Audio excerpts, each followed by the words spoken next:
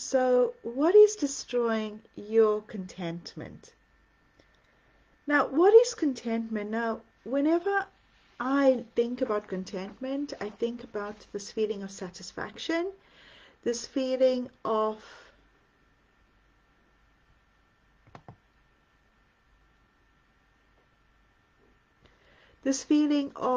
that I need to constantly be looking for things, looking for my happiness, and I was just not getting it. Now, this was me many years ago. I was a teacher and I was running my business, and we were having our property business too. And I felt like we were getting money coming in. I was enjoying my job as a teacher, but still there was something that was just not making me fully happy. And I realized that I needed to find out what is contentment. And contentment for me is that, that wonderful feeling of feeling good, living with that feeling of satisfaction. Now, I had to introspect and I had to look at what were some of the things that were actually destroying my contentment, that feeling of contentment. And I'm going to be talking to you a little bit more about this, because if you are going through the very same thing, then you need to start to think about what is actually destroying that contentment in you. So firstly, you need to look at your thoughts. You need to look at your emotions. Now, if you've had an emotional past, and if you've had a life where you had to experience a lot of trauma, if you've lived in a family that wasn't the easiest of family, if you've had parents that wasn't the easiest, then you would have to start to look at what type of emotional baggage did you gather along the way. Because when you are carrying this emotional weight and you're carrying this emotional baggage, you will constantly feel like, you've got too many things going on. You've got this weight in you.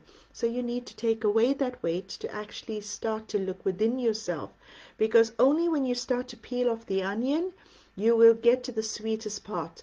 And I always look at therapy and introspection and mindset coaching.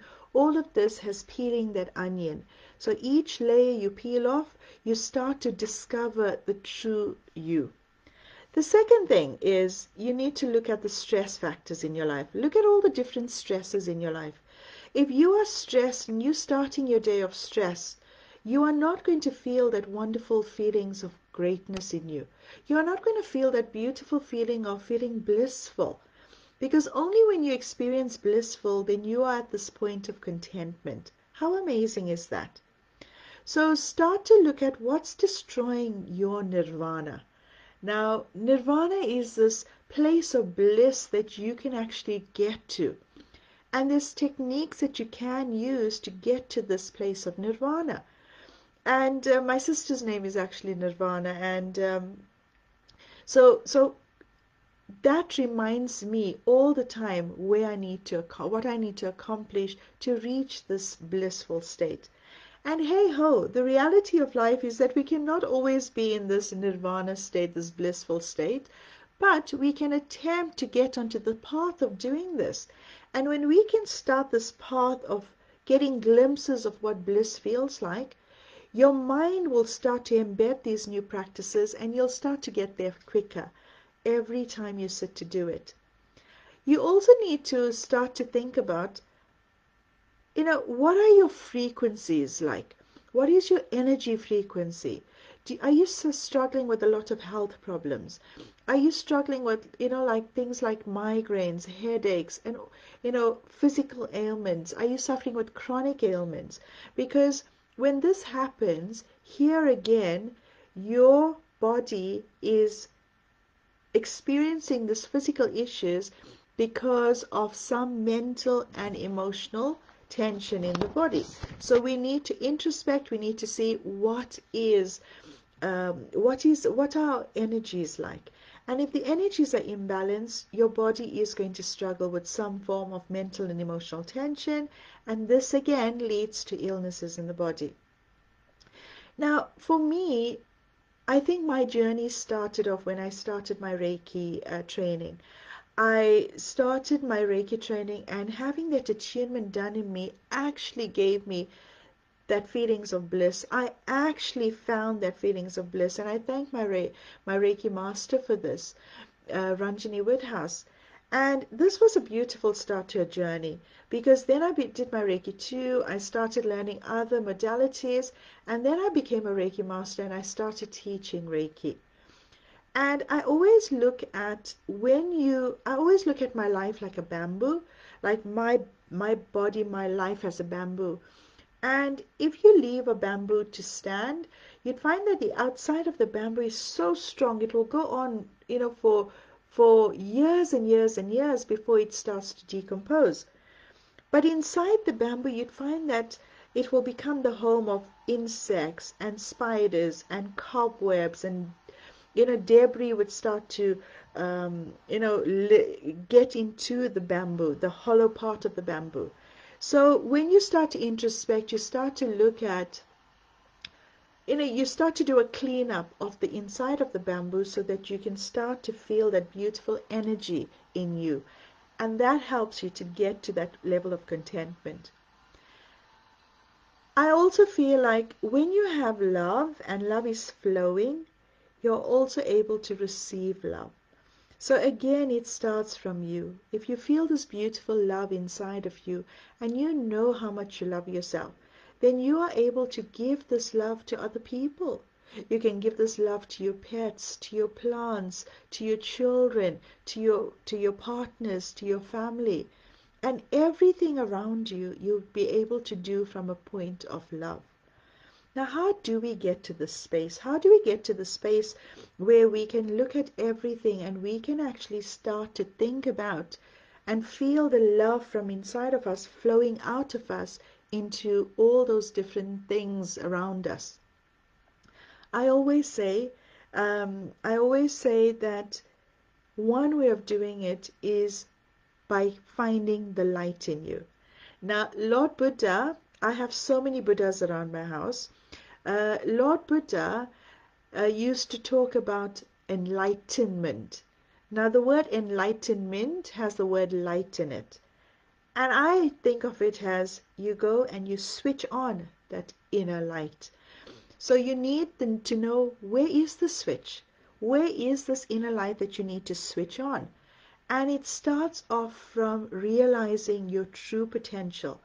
And when you start to realize your true potential, you go beyond the body. This body here, the skin, our muscles, the cells, our organs, this is just matter. It is crystallized matter that have crystallized because of gravity, and it's crystallized from the light energy around us, from the universe. And when we start to look beyond the skin, beyond the body, that is when we can start to feel the state of nirvana. And if you've done meditations before and you were in deep meditation and you found this light dancing around in your body, different colors of light dancing around in your mind, you have those chakra light, colors of lights dancing in you. That is actually you tuning in to that inner light that is made in you. And when you direct that inner light to various parts of your body, it can actually heal your body.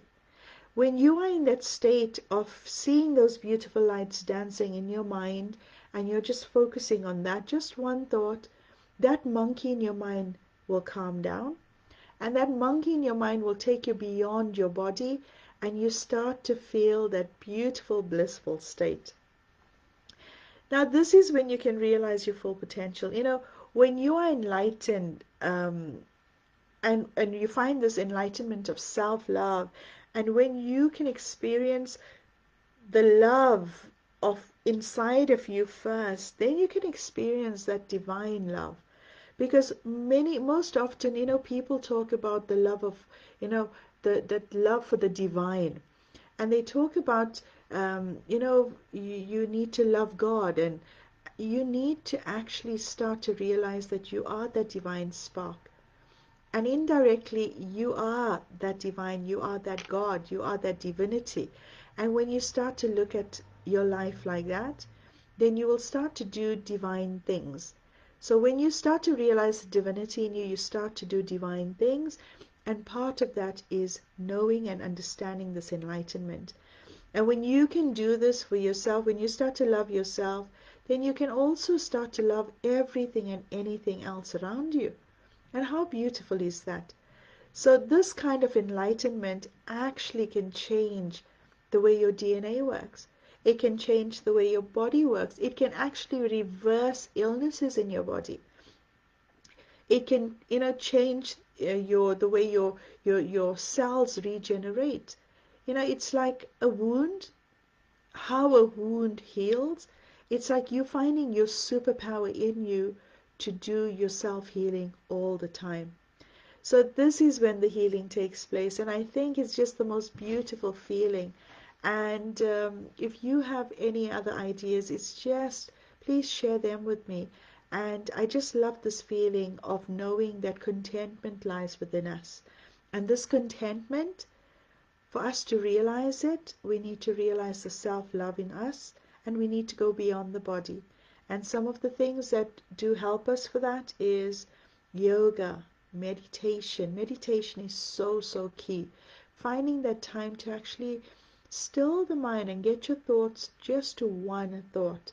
And when you start to do that, you start to discover the most beautiful things about yourself. You start to surf your inner net, and that's where the true knowledge lies, the true gems lie. So you need to go and do some soul searching, which means you go and look for those gems because it's right there, right in you. You have this healing power. All the best. All the best with the digging, all the best with the searching, but start off with that meditative practices. Lots of love. Like my mama says, have a wonderful, have an open heart, an open mind, and that is the key to you being content and happy and successful. Lots of love. Stay blessed always.